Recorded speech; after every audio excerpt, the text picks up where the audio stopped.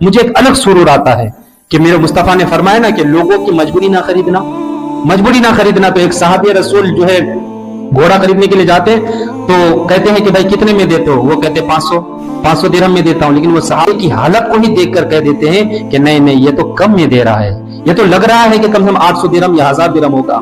تو کہا کہ بھائی سچ سچ بتاؤ، واقعی میں تم اتنے کم میں دے رہے ہو؟ انہوں نے کہا کہ نہیں، میری کچھ مجبوری ہے، اس کی اصل جو رقم ہے، قیمت ہے، وہ تو 800 درہم ہے، لیکن میری ایسی مجبوری آ گئی ہے کہ میں مجبوری کے تحت اس جانور کو 500 درہم میں بیچ کر پھر وہ جو میرا کام ہے وہ کام کرنا چاہتا ہوں۔ تو وہ صحابی رسول جب سنتے ہیں اس بات کو حیران ہو جاتے ہیں کہ یار یہ تو بہت مجبور ہے۔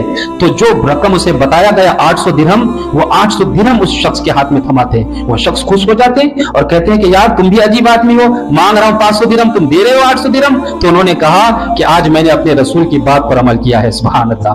میرے آقا نے فرمایا کہ سودا خریدنا مگر میں کسی کی مجبوری نہ خریدنا۔ تو اگر اس کی قیمت 800 درہم ہے تو تو حق رکھتا ہے کہ تجھے 800 ہی درہم میں دے۔ اور اللہ کا کرم ہے کہ آج میں نے تجھے 800 درہم عطا کر کے میں نے اپنے حبیب کی ایک بات پر عمل کر لیا۔